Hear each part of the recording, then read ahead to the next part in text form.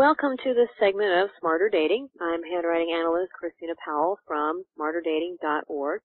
Today I have analyst Dacia Weiss from dscribe.net, that's dscribe.net, with me. And she and I are going to talk about how to see pregnancy in a woman's handwriting sample. Welcome, Dacia.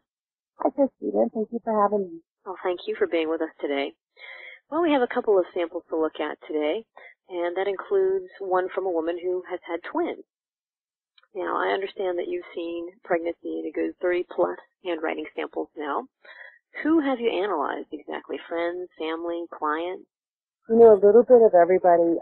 We did one time go down to a baby clothing store and hung out one afternoon just to have fun and to get a little practice doing this, and asked every pregnant woman to walk in the door if we could guess what sex of their baby was. A lot of other people have been my friends and coworkers.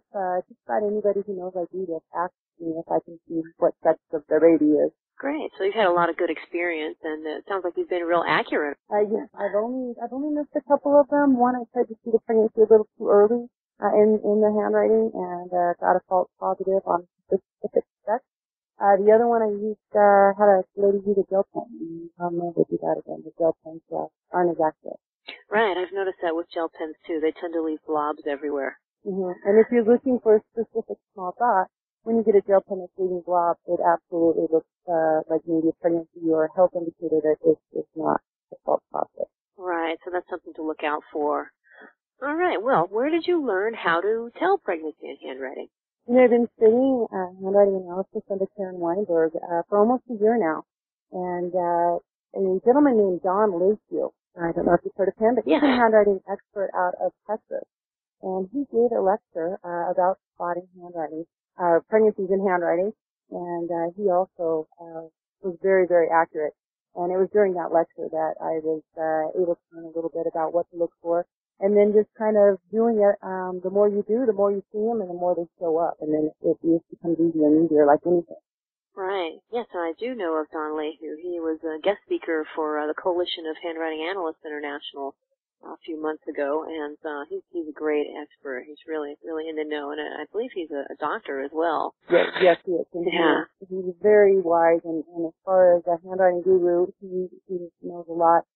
Karen Weinberg as well has just been a great mentor to me. Great.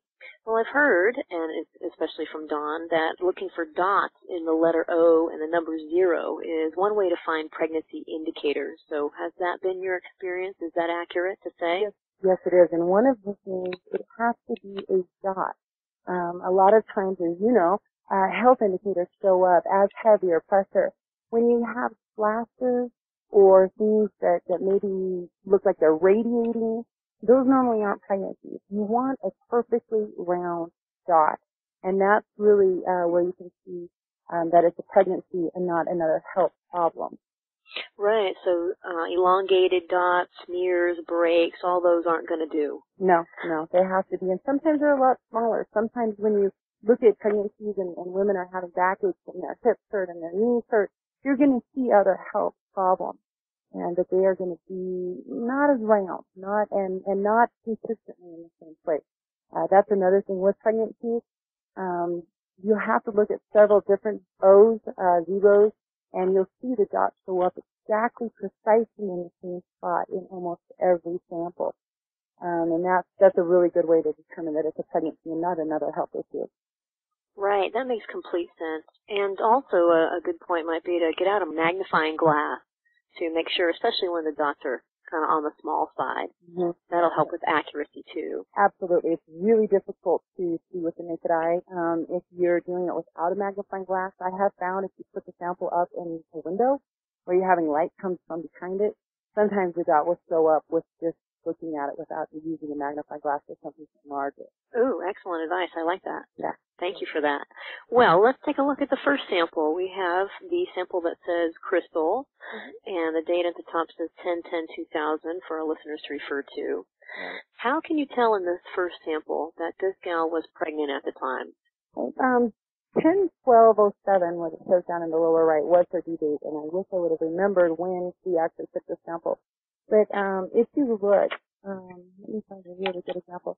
On the number 100, the second one down, you'll see a small dot. If I remember right, she was barely on her 13th or 14th week when we took this. You can see a heavier roundness on that first 0 in 100.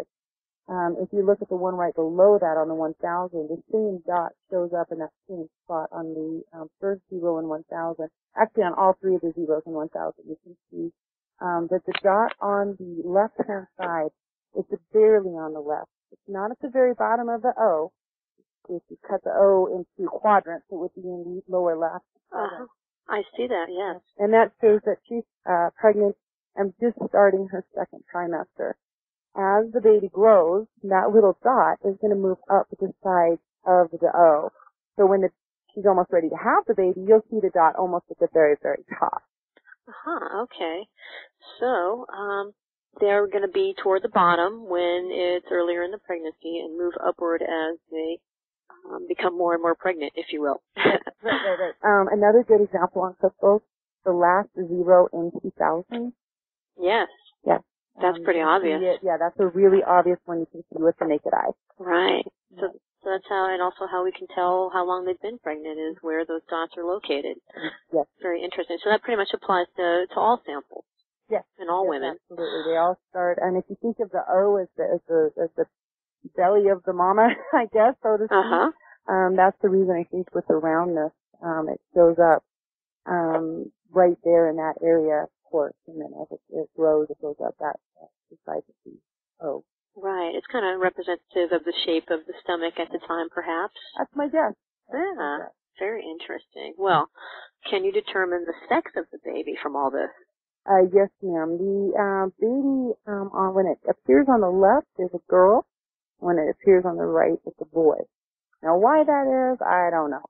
But I've heard rumored Don Laser says it's because men are always right. But of course, a lot of people could argue that. But that is the way I remember it, as well, as the boys do come on the right-hand side and the girls come on the left-hand side. Well, that's interesting, and one good way to try to remember anyway, whether you agree or not. Yeah. All right, so Crystal was having a girl, and this was kind of early on in her pregnancy. So neat. Let's take a look at the second sample. This one was having twins. Tell us more about that. Sure. This is a good friend of mine. Her name's Denise, and she had twins. And upon first looking at her sample, it appeared like there was a boy and a girl. However, the dots on the left-hand side were inconsistent and inconclusive. But there were two dots on the right-hand side that were consistent throughout the writing. A good example to look at without a magnifying glass would be in the second 0 in the 2007 on line number 2. Right before, I know that the 0 looks more like a D, but right before it goes curving upward, you can see a heavy dot, and then right above that a lighter dot. That is two boys, and she did indeed have two boys. But that's there if you look on the 2007. If you look again, it shows up on several of the other O's. Once again, looking without a magnifying glass, 30 after October, 0 and 30, and also on the word look, the first 0 on the word look. You can blow those up and see the two small dots showing up in the same spot, and they are really round. It is. I should note that it is easier to see these on the original samples, being that this is a copy, and then an emailed copy. Definitely, when you have real samples in the original samples, it's a lot easier to see. Right. So we have to make sure that we know the difference between what it's going to look like on a copy and what it's going to look like on an original, and especially on the copies and scans and so on, you want to be sure to get out a magnifying glass and, like you said, put it up to the window and look at it through the light, which is a great idea. It helps a lot because it does, when you get copies, you do sometimes get tracers or weird things that come across because of the print, not necessarily because of the handwriting. Right.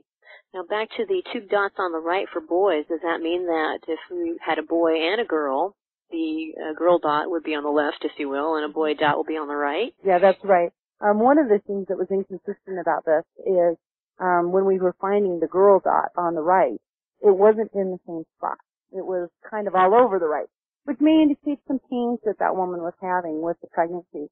So you do want to find consistency. And because that dot didn't show up consistently, on the left-hand side, we determined it was indeed two boys. Because if you look, once again, on the original, it was a little easier to see, but you could see the two dots showing up consistently in the same spot. And like I said, as the pregnancy progressed, the dots definitely moved a little farther up. I see. That's pretty neat. That's good to know. Two dots on the right, twin boys. I hope everyone can see that on their sample, all of our listeners.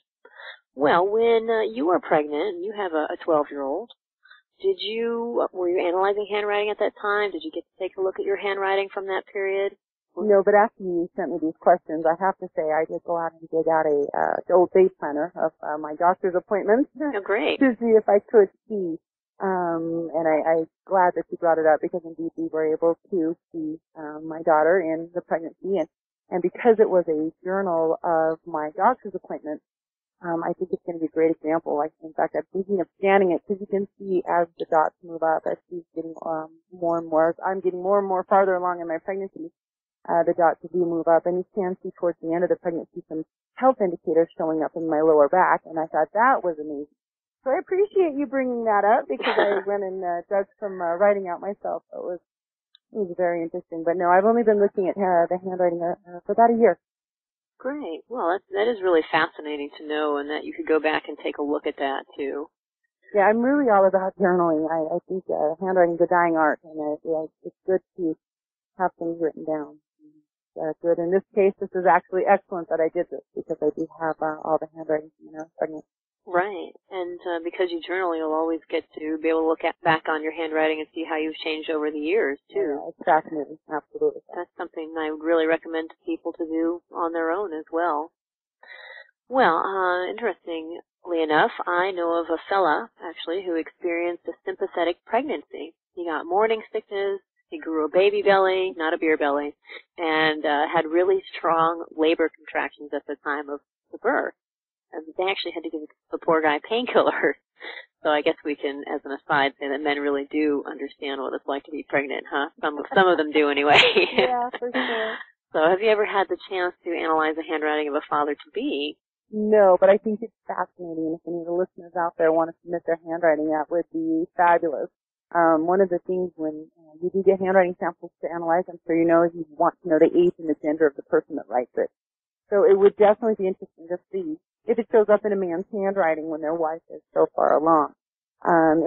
It is interesting, you know, as the sex of the baby is determined, you know, that you can't tell real early in the pregnancy, but it would be so interesting to find out with a man if that shows up. So definitely, send in your handwriting.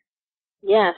Absolutely. I would put that call out to our listeners and watchers to either send it to you, send it to me, send it to both of us. Yeah, absolutely. I'd love to see it. Yes, they can send it to Dacia at dscribe.net, DACIA at dscribe.net, or myself at info@smarterdating.org.